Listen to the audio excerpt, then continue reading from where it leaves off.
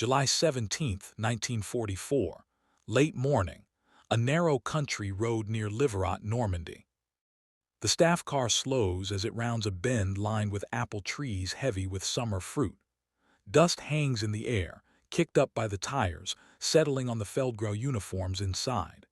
Field Marshal Erwin Rommel leans forward slightly, his cap pulled low, eyes narrowed, not from fatigue but from calculation. A courier has just handed him another report. Another one that doesn't fit. Rommel reads it once, then again. His finger traces the grid reference on the map spread across his knees. The location is wrong, not misplotted, impossible.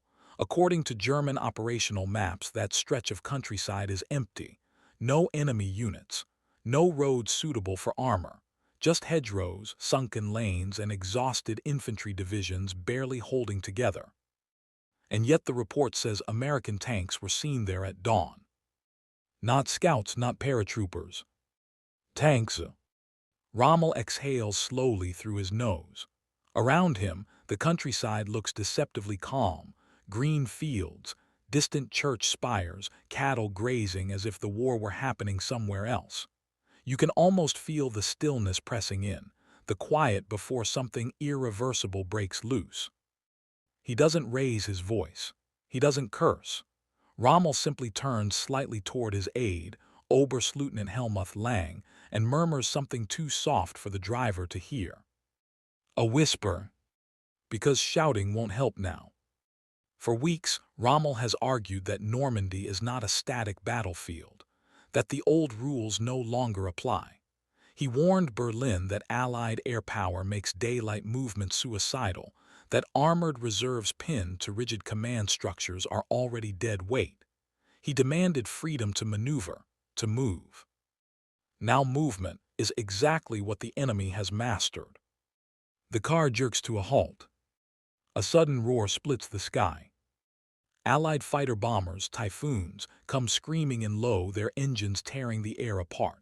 The driver swerves instinctively, brakes slamming as rockets flash down the road. Dirt, stone, and fire erupt just meters away. The concussion lifts the car, slams it back down. Rommel is thrown violently forward. For a moment, everything dissolves into noise and white light. When the dust clears, the field marshal lies crumpled, blood streaking his temple. The man who once outran British armor across the Libyan desert is unconscious on a Norman roadside, struck down not by tanks or infantry, but by the sky itself. It will be days before Rommel regains full awareness. And by then, the war he wakes up to will no longer resemble the one he tried to command. 3 days earlier, west of St. Lo, the American guns began to speak. Not in the sharp, disciplined barrages the Germans were used to, but in something far heavier, something relentless. Thousands of bombers droned overhead, blackening the sky, their payloads aimed at a narrow stretch of German front lines held by exhausted units of Panzer Lehr and the 352nd Infantry Division. This was Operation Cobra. When the bombs fell, the earth didn't just shake, it collapsed. Trenches vanished. Radios went silent. Command posts ceased to exist. Survivors emerged stunned, half buried, their sense of direction gone. And then the Americans came forward. At first, German officers believed it was another probing attack. Painful, yes, but containable. They had held the hedgerows for weeks. They told themselves this would be no different. But by July 27th, reports began arriving that made no sense at all. American armored columns weren't pushing through German lines. They were appearing beyond them. Small towns thought to be safely behind the front were suddenly filling with Shermans. Road junctions marked secure on German maps were choked with American supply trucks.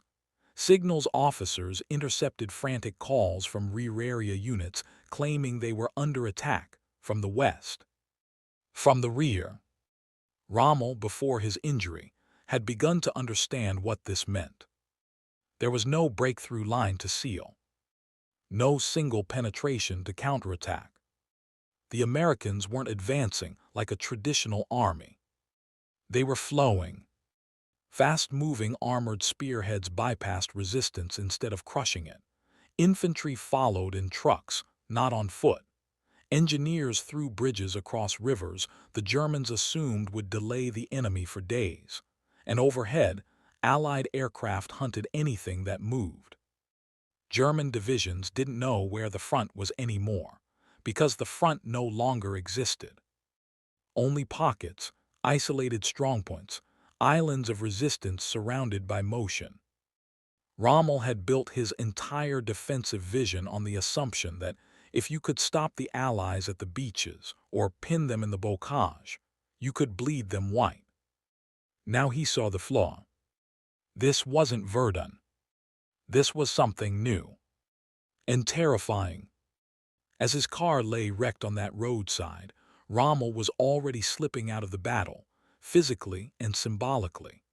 The man who had warned of this exact outcome was gone at the precise moment his fears became reality. In Berlin, maps were still being updated with neat red and blue arrows. In Normandy, those arrows were already obsolete. And somewhere to the south, an American general with ivory-handled pistols was preparing to unleash an army designed not to hold ground, but to erase distance itself. Rommel would never face him again. And Germany would never regain control of the battlefield. July 31st, 1944. Dawn, near Avranches. The mist lifts slowly from the low ground, revealing a scene German aerial reconnaissance would have dismissed as impossible just days earlier. American tanks sit nose to tail along narrow Norman roads, engines already running. Half-tracks idle in orchards. Trucks packed with infantry wait patiently, drivers sipping coffee from tin cups. This isn't a pause. It's a breath. At the center of it all stands Lieutenant General George S. Patton, newly arrived in France, his Third Army finally unleashed. His helmet is polished, his posture rigid, but his eyes are alive, restless, hunting. Patton has been waiting for this moment. For weeks he had been held back, a weapon deliberately concealed.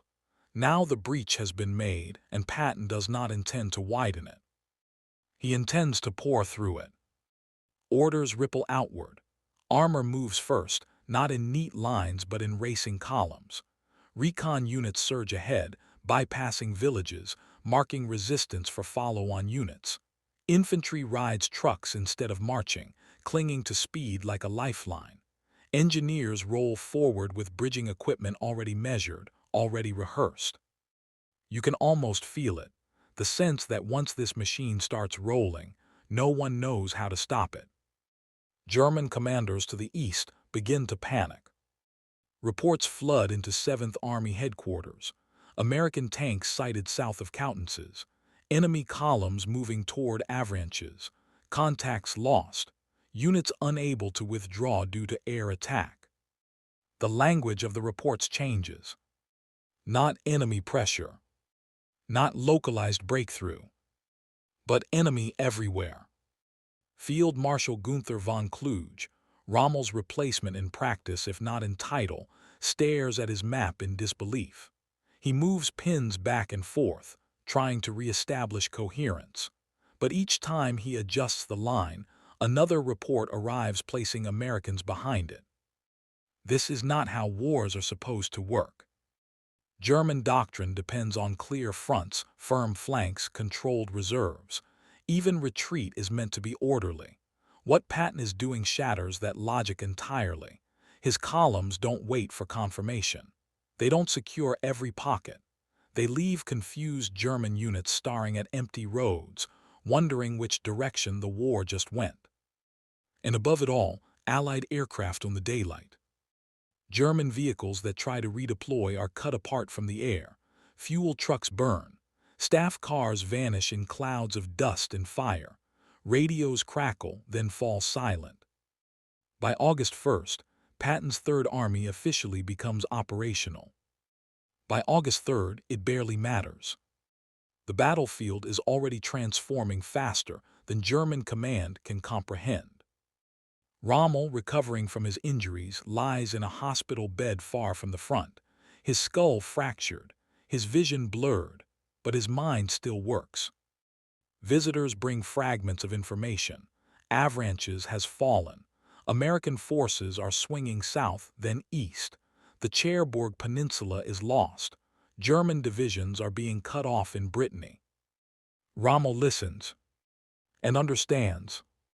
This is the nightmare he tried to prevent. The Americans are not racing toward Paris yet. That will come later. First, they are doing something far more dangerous, destroying Germany's ability to control space. By forcing German units to react instead of plan, Patton is turning every decision into a gamble made too late. Rommel had once mastered this art himself in North Africa. He knows it when he sees it. And he knows what it leads to. Encirclement. Near Mortain, Hitler orders a counterattack. Operation Ludwig. It is a desperate command, born in a bunker far removed from the dust and confusion of Normandy. Panzer divisions, what remains of them, are ordered to strike west, cut Patton's supply lines, and sever the American advance. On paper, it looks bold. In reality, it is already doomed. The German attack moves at night to avoid Allied air power. Tanks rumble forward through darkness and rain, crews exhausted, fuel scarce. They achieve initial surprise, pushing into American lines. But surprise is not enough anymore. By dawn, Allied aircraft return. Thunderbolts and Typhoons descend, rockets slamming into German armor clustered on narrow roads. Tanks burn, columns stall, communications collapse. Patton doesn't panic. He pivots. American units turn inward, meeting the German thrust with artillery and air support. The German counterattack bleeds itself dry against an enemy that never stops adapting. Within days, the offensive is finished.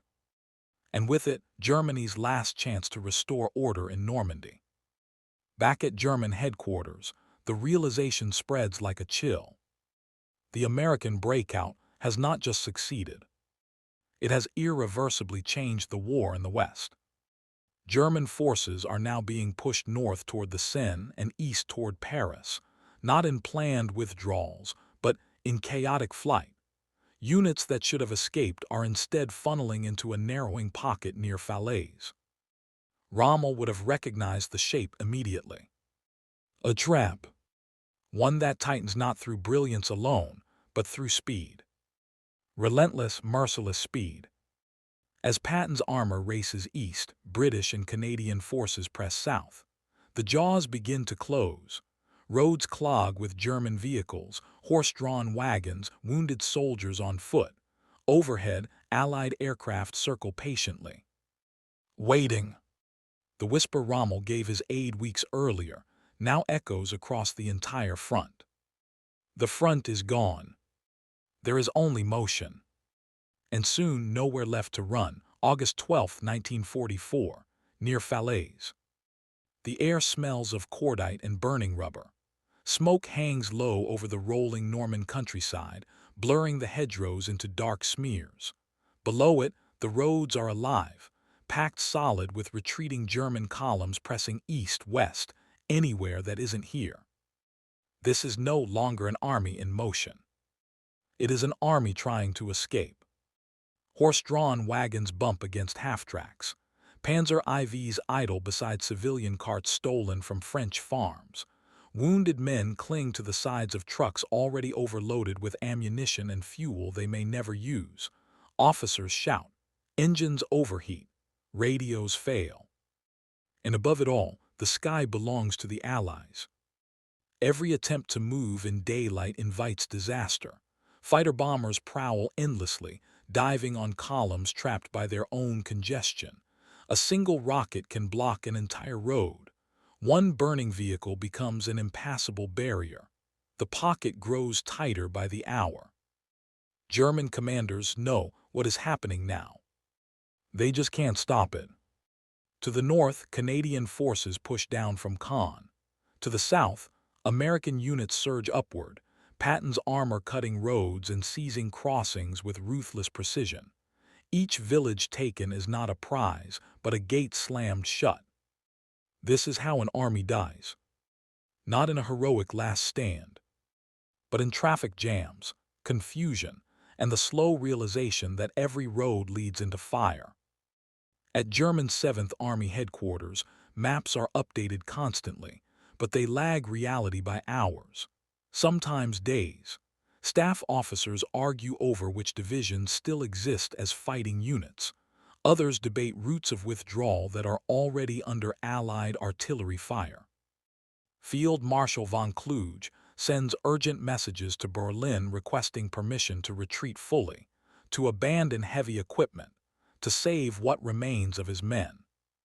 The replies are delayed. When they arrive, they are worse than silence. Hold counterattack, restore the front. Words written by men who cannot hear the engines overhead. Von Kluge understands now what Rommel had tried to say. This isn't about courage or discipline anymore. It's about physics, speed, air power, logistics. The Germans are being crushed by forces they cannot reach, cannot see, cannot outmaneuver. And the pocket keeps closing. Near the town of Chambwa, Polish armored units push south with grim determination. Their objective is simple: link up with American forces and seal the gap. German units throw everything they have into stopping them. Desperation sharpens their resistance. The fighting is savage. Panzer grenadiers launch frantic counterattacks. Anti-tank guns fire until their barrels glow. Fields are churned into mud and blood. But for every German position that holds for an hour, 3 more are bypassed. By August 18th, the encirclement is nearly complete. Nearly. And that is where the horror peaks. Inside the shrinking pocket, panic spreads. Orders contradict each other. Some units are told to break out at night. Others are told to hold ground they no longer understand the value of. Roads are clogged with vehicles trying to move in opposite directions. German soldiers stumble through orchards and fields, following rumors instead of commands. The sounds never stop. Artillery thuds, engines roar, aircraft scream, animals cry. Men who survived years on the Eastern Front stand stunned, unsure how this happened so fast. They had expected to withdraw in stages, to fight delaying actions, to regroup. Instead, the world collapsed around them. Some units do manage to escape, small groups slipping through gaps under cover of darkness, abandoning weapons, uniforms, even wounded comrades to move faster. Survival becomes an individual decision. But tens of thousands do not make it out. They are trapped. From a hillside overlooking the chaos, Allied observers watch the destruction unfold. It is not triumphant. It is grim. The roads below are littered with wrecked vehicles, dead horses, smashed artillery. Smoke columns rise everywhere. One officer turns to another and mutters a simple truth. This is the end of the German army in France. Not politically, not officially, but operationally. Whatever emerges from this pocket will never again fight as a cohesive force. Rommel never sees the Falaise pocket with his own eyes. But as reports reach him, fragmented, delayed, incomplete, he doesn't need to. He already knows the outcome. He had seen the shape of this defeat weeks earlier when American tanks began appearing where they should not have been.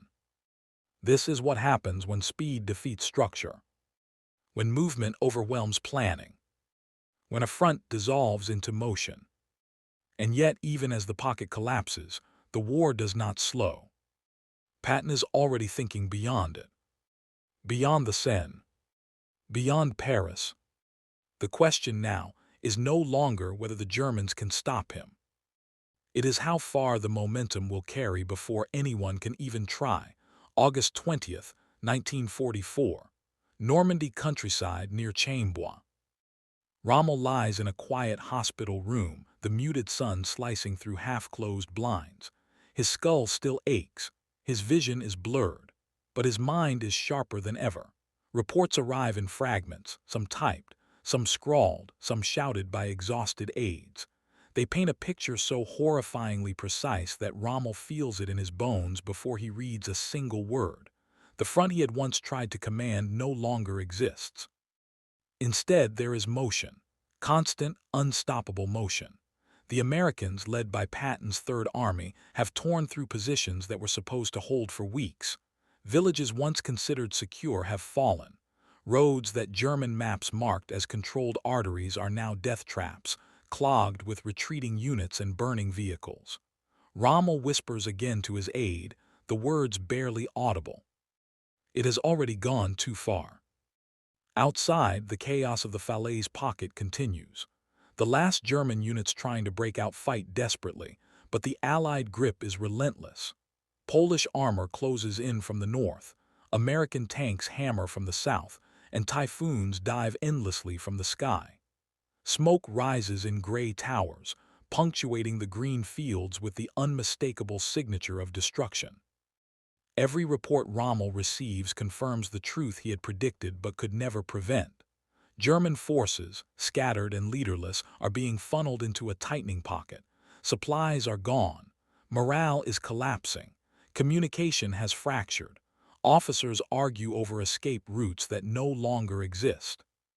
Rommel recalls his days in North Africa, the fast desert maneuvers, the brilliance of mobile warfare, the thrill of outflanking a slower enemy.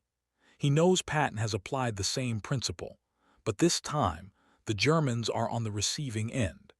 The speed, coordination, and audacity of the Americans have turned what should have been orderly retreats into chaos.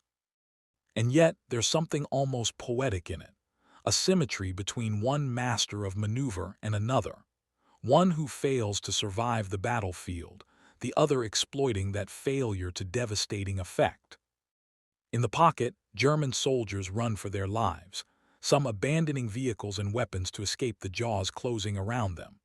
Dust, smoke, and screams fill the fields. Soldiers stumble over hedgerows, dragging wounded comrades. Civilians flee alongside them, caught in the torrent.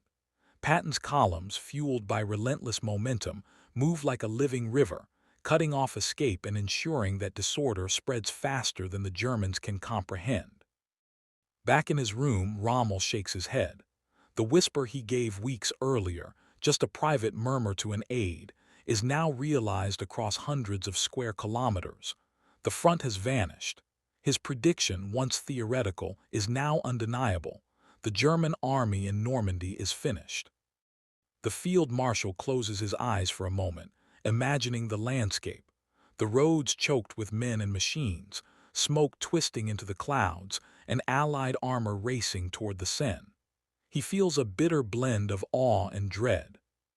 And somewhere beyond the pocket, Patton rides in his jeep, helmet gleaming, eyes scanning the horizon. He doesn't pause. The American machine doesn't wait. Every second counts, every mile brings another German unit closer to collapse. Rommel's whisper has become history. And yet the war is far from over. August 21, 1944. Falaise, Normandy. The sun rises over a battlefield that seems almost unreal, fields littered with abandoned tanks, trucks, and weapons. Smoke coils lazily from burning vehicles, carrying the scent of cordite and fuel into the morning air. Roads once marked on maps as vital arteries now resemble rivers of human desperation, clogged with retreating soldiers, horses, and the wounded. The Falaise pocket is sealed. Tens of thousands of German troops are trapped. Some fight valiantly to break free, most surrender. Officers issue orders that cannot reach their men. Radio transmissions are interrupted, destroyed, or misinterpreted. Confusion reigns. The carefully constructed German front, the one Rommel had tried to preserve, no longer exists. Across the pocket, American and Canadian units move methodically, using speed as a weapon. Artillery softens resistance before tanks roll in. Infantry follows, sweeping through villages and crossroads with precision. Air support hammers the remaining columns relentlessly. German attempts at breakout are fragmented and desperate, but the Allied momentum is inexorable. Back in Berlin, commanders scratch their heads over reports that make no sense. Maps are meaningless. Units are missing, routes blocked, and communications shattered. For German High Command, the Normandy front is no longer a coherent line but a chaotic flood of retreating soldiers and burning equipment. The war has changed shape before their eyes. Meanwhile, Rommel watches from his hospital bed, piecing together reports as they trickle in. He knows what has happened. The Americans didn't just break through the front lines. They rendered the concept of a fixed front obsolete. Patton's Third Army exploited speed, coordination, and audacity to turn retreat into chaos, turning tactical victories into strategic collapse. Rommel whispers again to his aide, almost a mantra now. The front is gone, only motion remains. It is a realization that carries both awe and despair. A master of maneuver, once celebrated for outsmarting enemies in deserts and plains, has been bested by the sheer velocity and relentless drive of an adversary he cannot stop. Falaise marks more than a military defeat. It signals the collapse of German operational control in France. Divisions are destroyed, equipment lost, morale shattered. And beyond Normandy, the momentum of the Allies now threatens Paris, the Seine, and ultimately the heart of Germany itself. Patton, still racing ahead, does not look back. To him, victory is measured in miles gained, objectives seized, and the disruption of enemy cohesion. Each town liberated, each road captured, is another piece of the German army rendered powerless. Rommel may never witness the full consequences in person, but in those whispered words to his aide, he captures the essence of the moment, the point at which speed, audacity, and relentless motion transform the battlefield into something no map, no plan, no human command can contain. And as Normandy falls into Allied hands, the whisper lingers across the fields, the villages, and the shattered roads. The front is gone, only motion remains.